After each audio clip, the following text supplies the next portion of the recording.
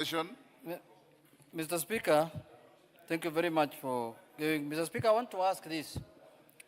But having noticed that, Mr. Speaker, there is a ratified document by this House. Mr. Speaker, members should take very serious when the Speaker is putting a question. Of as many of that opinion say, you just say, you don't know you are ratifying something that is going to bring a disease. So be careful next time. Next time, be careful, please.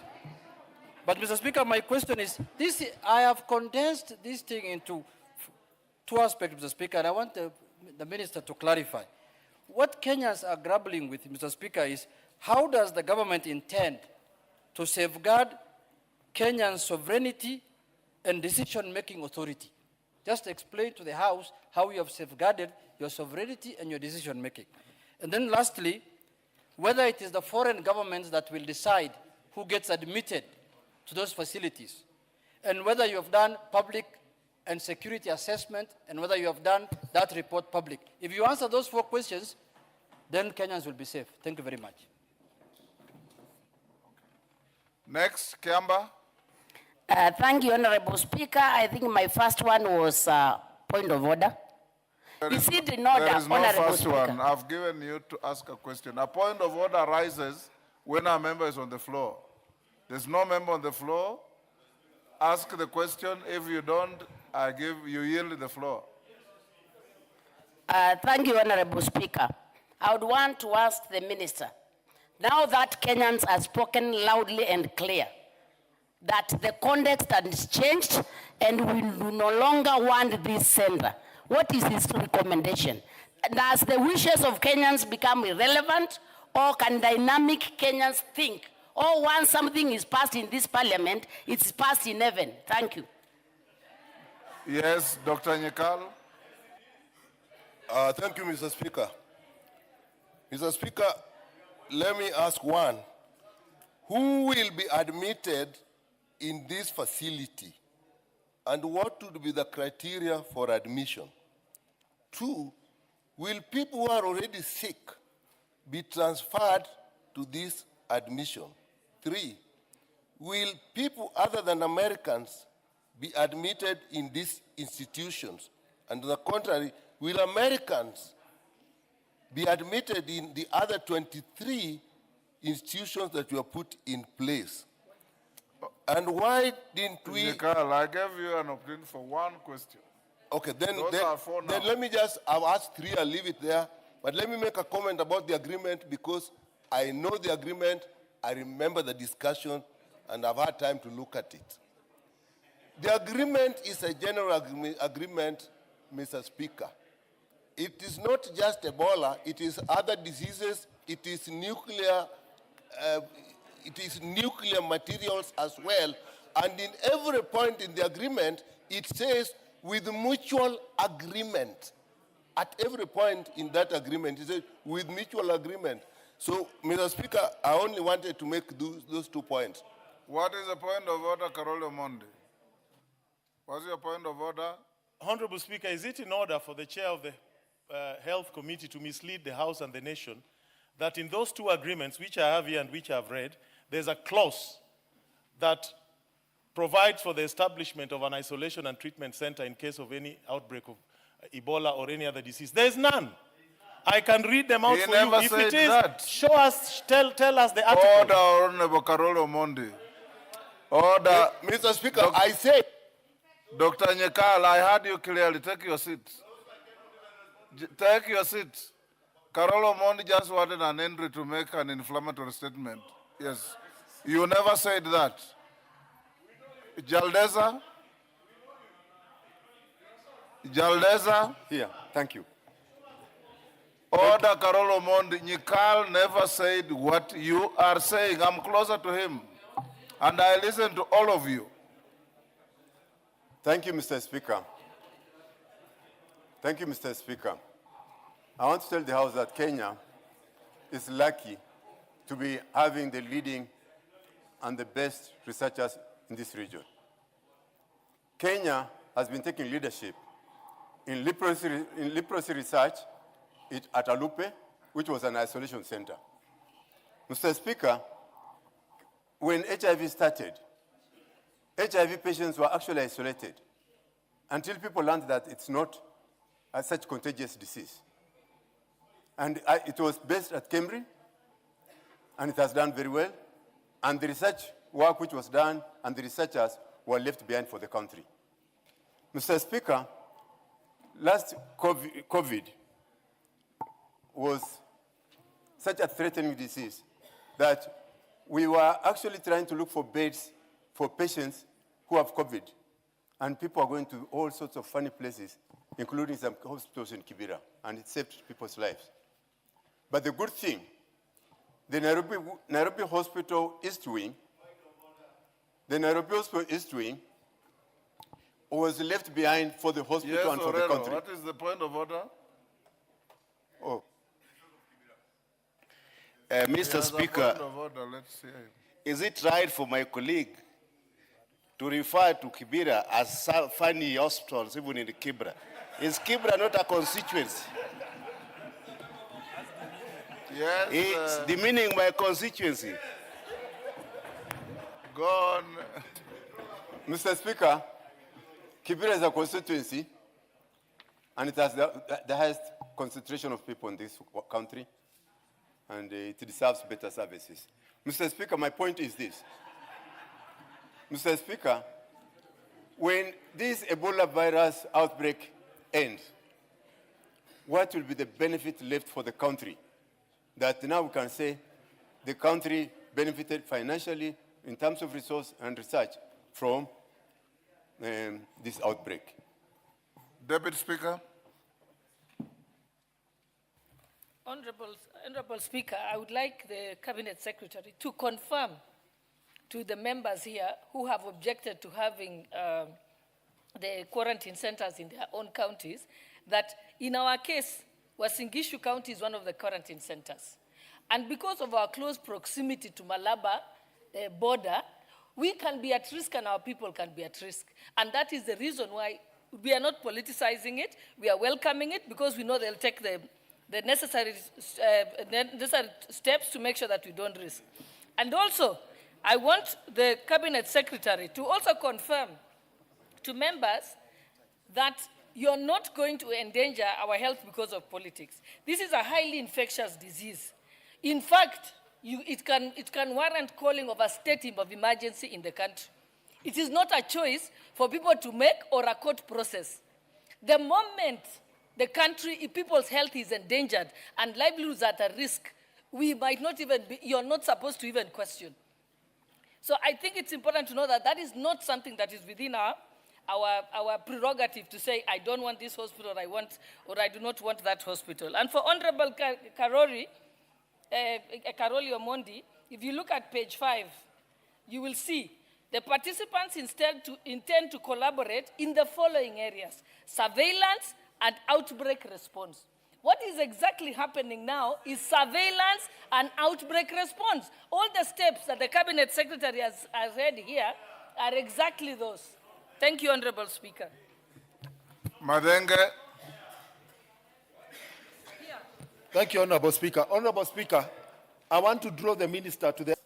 And therefore, Honorable Speaker, the minister cannot fail to respond to the words of the Secretary of State in saying that the United States will not allow Ebola-infected patients into their borders, because that is the issue that Kenyans are talking about.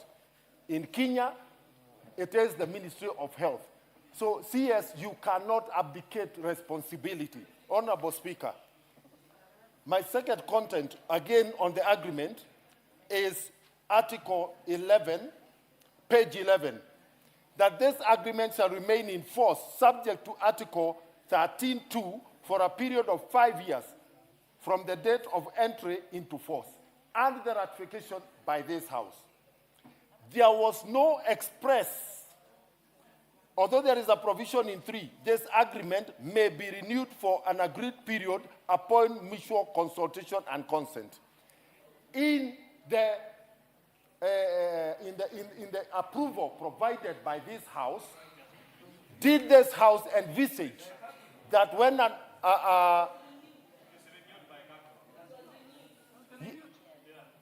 I am talking about the approval by the House. The approval by the House. In the approval by the House, did they therefore mean automatically that then when the cabinet then renewed, that extended the approval granted by this House? Lastly, Honorable Speaker. I gave you an opportunity for one, Madenge. Allow me just one. The committee recommendations, Honorable Speaker. Number 5, the implementing review committee be constituted and should develop a mechanism for reporting back to Parliament on the status of the implementation of this agreement. How many reports, Honorable Speaker, have been brought to this House on the implementation? Minister, before you answer, let me give the minority whip, Millie. Millie, Thank you. ask one question only. Thank you, Mr. Don't make Speaker. a speech. No, I actually wasn't going to give a speech. You are the one prompting me. I will But I'm not asking. I will stop you if you I'm not try. asking. I'm not going to. Go ahead, Millie. Thank you, Mr. Speaker. Mr. I've Speaker. given Millie on account of being your leader. Go on. Thank you, Mr. Hey. Mr. Speaker, you can see Suberians are disturbing each other. Mr. Speaker, mine is really very, very simple. And if you listen to the concerns, Kenyans are not really too worried about setting up of centers that protect Kenyans. Kenyans are worried about the statement that was made by Rubio from the US that seems to imply that this facility is for Americans to protect Americans so that the infected Americans do not touch American soil. And Mr. Speaker, if you want my opinion, it was a very irresponsible statement. yes, it was a very responsible statement. Yes. And all I want to ask Honorable Duale, even though he's throwing back this to the Ministry of Foreign Affairs, is what is he doing to deal with this issue squarely with America? We have seen our counterparts in West Africa when they're being bullied by the French, that they take a firm position and say no. So what are you doing to tell America that they are a friendly nation and we are friends to them, but we cannot allow a situation that compromises our own nationals to maintain that friendship? We cannot allow such things in Kenya. Thank you. Last, Bukose. Thank you, Honorable Speaker. Honorable Speaker, I want to confirm that when the report was tabled in 2016 by the Committee of Health, I seconded that report, and the chair was Honorable Nyamai. What I wanted to ask the Cabinet Secretary, what I wanted to ask the Cabinet Secretary, why are you laughing? No, it was Honorable Nyamai. If it's a statement of fact, it remains a statement of fact. It's a statement of fact. Yes. Honorable Nyekal was a member of the committee.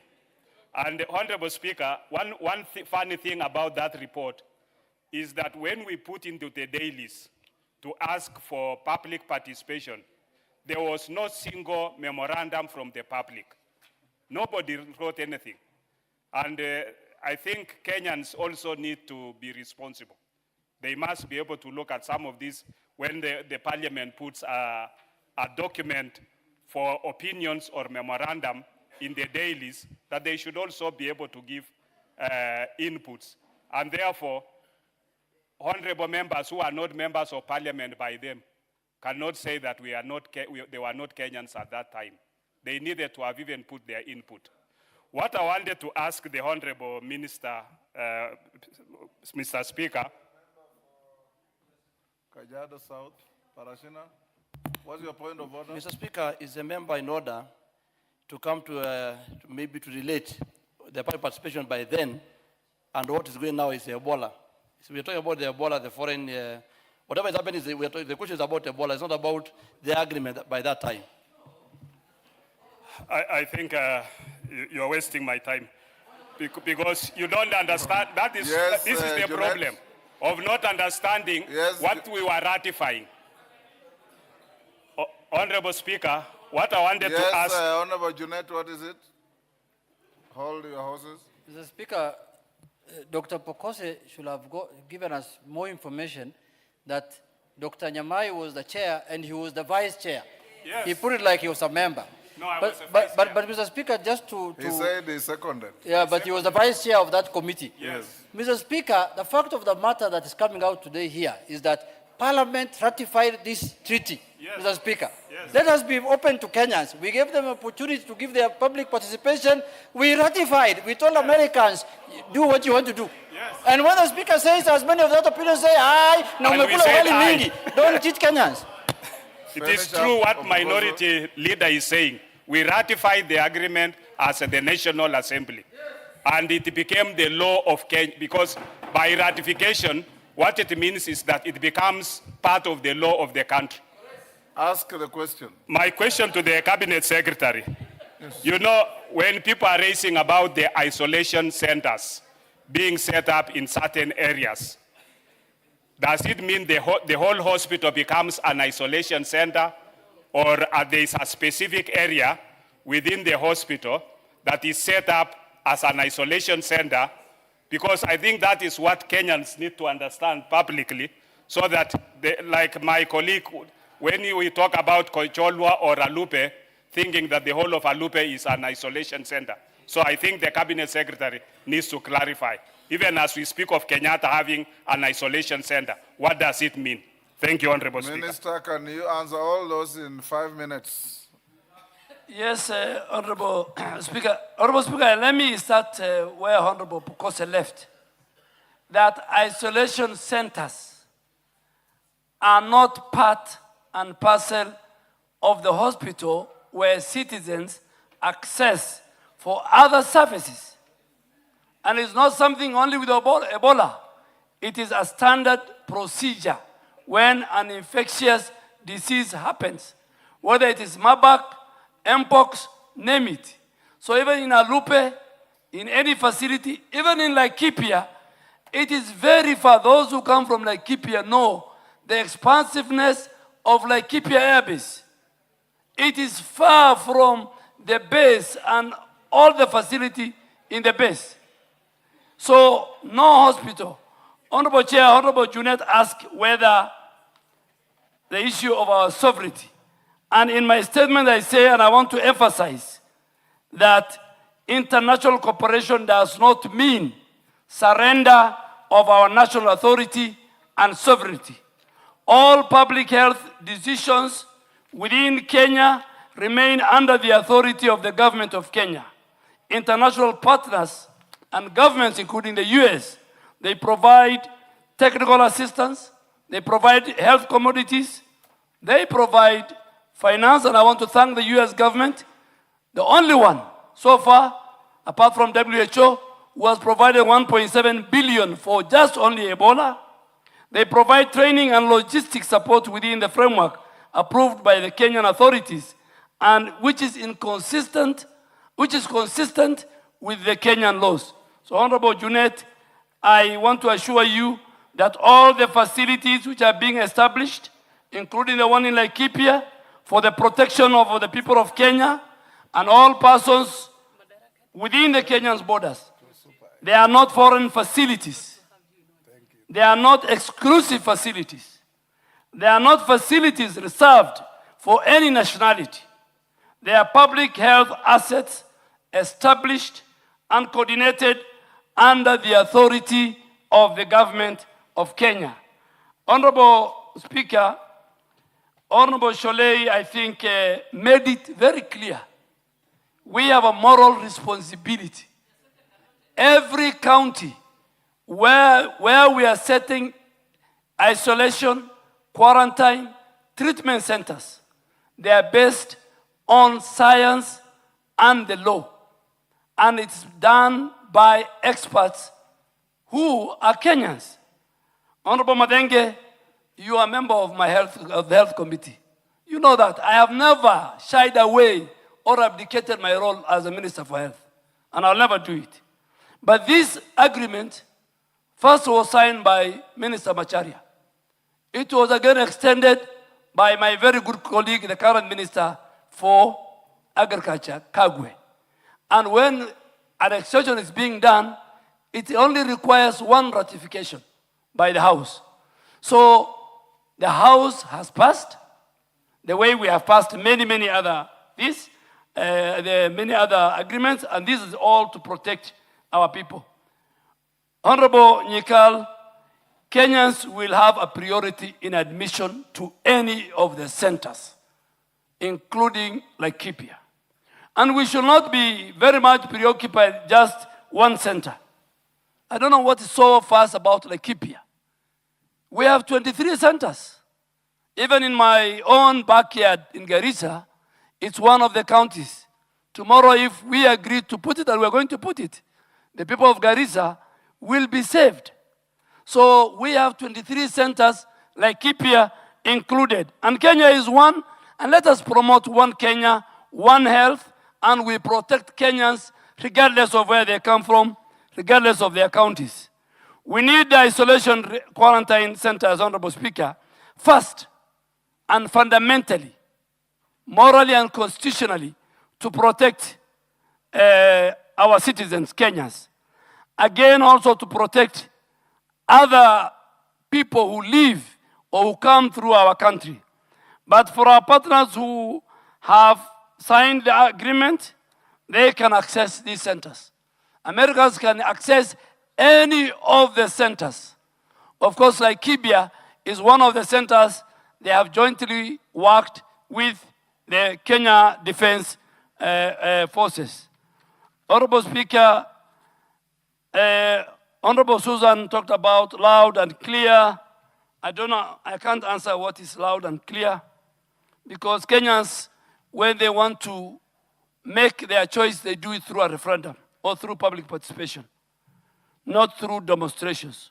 And the health of our citizens cannot and will not be decided by 3, 4 people, 10 people who will demonstrate outside MOH. Tomorrow, even Ebola, God forbid, finds itself in our country, the person and the people who will be held responsible is the current government. And we must do whatever it takes to protect the citizens of our country. Honorable Speaker, Honorable Jalesa and Honorable Jalesa, I think, he said we did this. We have the best capital. Jaldeza didn't ask a question. Yes, Honorable Millie. Please, my good, we join Millie, Honorable Millie, together to this House of Excellency, Honorable Speaker. Don't compare us with some other places. We are ahead. We are number one in the healthcare. We have a very good relationship with the US. They spent $8 billion. Today, the gains we are proud of in HIV, in AIDS, in malaria, in the capacity of the laboratories in Kisumu, like Cambry, CDC, Walter Reed in Kericho, those were built because of the partnership we have with the US government. For Mark Rubio, I think Senator Mark Rubio, the Speaker, has spoken about it. He's a former long-serving Kenyan foreign minister. He understands diplomacy better than me. I've never been a diplomat. Thank you, Mr. Speaker. We'll end there. Yes, Nyikal. Which one? Will people who are already sick where they are be transferred to this unit? Mr. Speaker, I ask that question because science and international practice is when people are sick of a disease in a pandemic or an epidemic, you treat them where they are. You don't move sick people to a place where there's no disease. I would want a question to that. And Mr. Speaker, let me also say, this agreement does not oblige the government to put an Ebola unit. This agreement was general. Yes. Honorable Speaker, even to Honorable Nyakal, even here members are sitting. we transfer our patients from one hospital to another hospital. Why do we do it? Because we want them to get better care. The healthcare system, and I don't want to be misquoted, the healthcare system there and the healthcare system for a Kenyan who gets sick. I am sure all of you sitting here, if your next of kin gets Ebola in DRC, the first thing you'll do is to bring to a better healthcare system in Kenya. Honorable Speaker, and I don't want to talk about hypothesis. As of today, there's no Ebola outbreak. So don't take me to a situation where I discuss about people who are infected with Ebola. When that comes, then the House can call me back and ask me that question. That, are you bringing in people who have Ebola? As of today, there's no Ebola patient in Kenya. When that time comes, I am around, the House can call me back. And there, honorable members, we'll now go back to order number 8. It is now 4, you'll call it, well, it's now 4:23. This second allotted day will end at 7:23. And the next allotted day will end at 10:23:25. Call out the next order. Minister, you are released to go back to your office.